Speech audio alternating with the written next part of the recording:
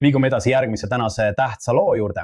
Iisraeli kaitsevägi ja piiripolitsei üritasid täna ebaõnnestunult likvideerida omavoliliselt rajatud eelposti, mille rühm Iisraeli tsiviilisikuid oli püstitanud Palestiina linna Kusraasse läänekaldal, mitte kaugel naabrusest. Pärast seda, kui armee plaan lekkis ilmselt meediasse, ajendas kümneid Iisraeli aktiviste piirkonda kogunema, et eelposti toetada. Nüüdseks juba 3 päeva kestnud juhtum hõlmab ühe Palestiina kodu ajutist hõivamist ja teise ümberpiiramist. See järgneb sarnasele omavolilisele Palestiina maja hõivamisele, mis toimus mõni nädal tagasi teises lähedal asuvas linnas. Ning järsk vägivaldsete tegude sagenemine ja kasvav nimekiri provokatiivsetest tegudest, mida Iisraeli tsiviilisikud vaidlusalusel territooriumil toime panevad. Meiega on liitunud Daniela Weiss, ta on Nahalati asundusliikumise juht ja endine Kedumimi linnapea. Aitäh, et täna õhtul meie saatega liitusite. On rõhutanud, et tegevused Kusraass ei ole lubatud ning nii tsiviilisikud kui ka kõik ebaseaduslikus tegevuses osalenud julgeolekutöötajad võetakse vastutusele.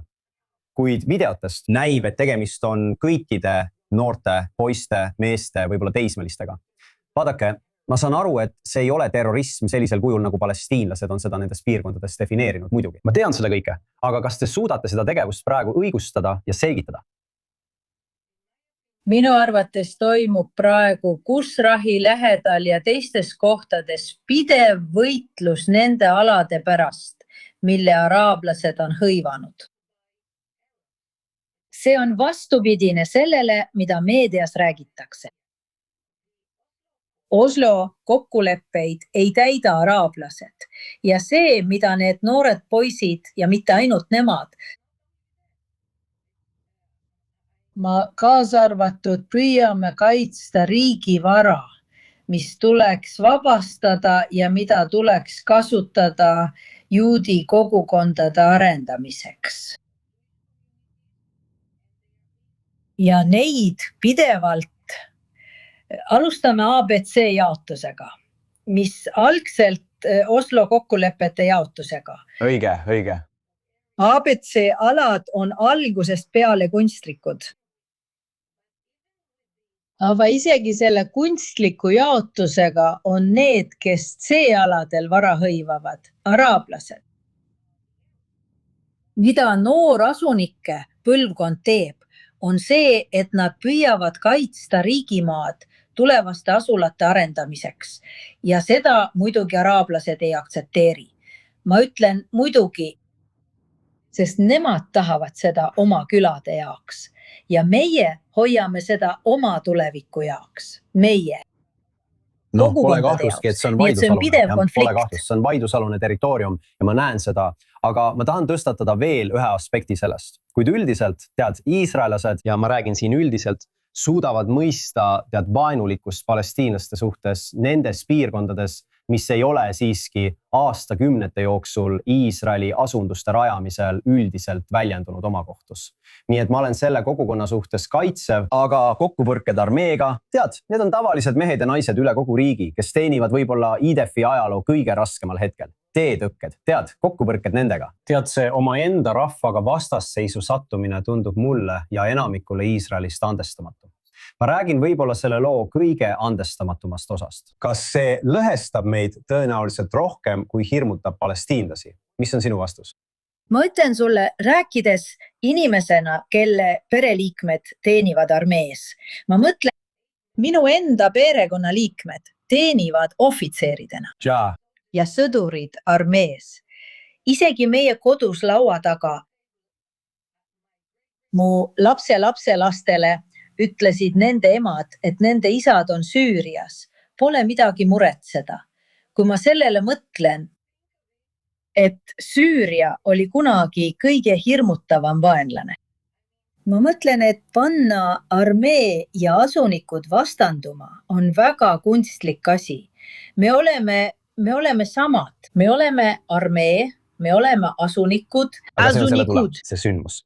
Ja ma tean seda, inimesed, kes elavad nendes piirkondades, sinu pere kaasa arvatud, ma tean, teenivad uskumatult kõrgel tasemel, on Iisraeli kangelased ja praegu selles pole kahtlustki. Nad on väga motiveeritud riiki teenima ja see on midagi, mille üle kogukonnad õigustatud nuhtlema. Aga see tõesti põhjustab nuhtlust.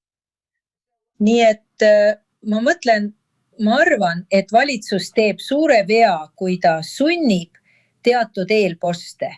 Jumal tänatud viimase 2 aasta jooksul on asunike arv märkimisväärselt kasvanud tänu Smotrichile, Israel Katsile ja Netanyahule. Aga piirkonna B üle käib endiselt arutelu. Ja mina toetan väga riigimaa asustamist B-piirkonnas. Sest Oslo kokkulepped kaotasid õiguse eksisteerida 7. oktoobri tõttu, jätkuvate rünnakute tõttu. Hiljuti kuulsime rünnakust, mis lõppes 2 mõrvaga Telli küla lähedal. Mis oli selle rünnaku mõte?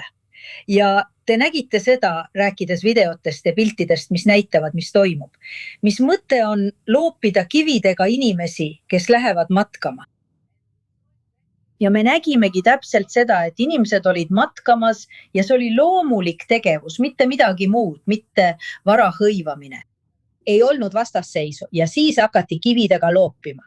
Kividega loopimisest on saanud justkui olümpiaspordiala. Ja veel hullem kui see, veel hullem kui see. Ükskõik millise palestiinlase jaoks. Läänekaldad mõistavad, et ohud on reaalsed ja palju teravamad kui need, millega nad silmitsi seisavad. See ei ole läänekallas. On kitsas ala. See on peamine osa jõest mereni. Iisraeli sünnikoht asub selles jõekaldas ja see ei ole kallas, see on oluline piirkond, see on oluline ala. See on Beit Betel piiblist. See on Shiilo piiblist. Ma kasutan seda terminit kui rahvusvaheliselt tunnustatud mõistet. Aga muidugi nende retoorika hõlmab ka seda. Palju rohkem kui see, mida me määratleme läänekaldana muidugi. Daniel Levais, aitäh, et olite. Et olite meiega sellel teemal. Aitäh, et jagasite oma vaatenurka. Oluline, et maailm seda kuuleks. Aitäh. Tuuge see teema ka stuudiosse ja Joonatan, ma mõtlen, ütleme nii, vaadake, läänekalda vägivalda panevad praegu toime juudid, teate küll. Olenemata sellest, kuidas seda õigustatakse või mitte, see tuub Iisraelile praegu palju halba kajastust. Kriitikat, ma mõtlen. Seda nimetatakse isegi juudi terrorismiks. Isegi selliste inimeste poolt nagu Brett Stevens, teate küll, mehed, kes igal pool meie ees seisavad. Kirjelda neid keerukusi, võimalikke lahendusi ja riski, et võib tekkida midagi kodusõja sarnast, teate küll, sellises olukorras Iisraeli jaoks. See on äärmiselt keeruline, Oslo lepingust on möödas 34 aastat. Ma pean ütlema, et olen mõnes asjas nõus Danielaga, sest leping on olemas ja suurema osa neist aastatest lõhkusid seda tegelikult palestiinlased.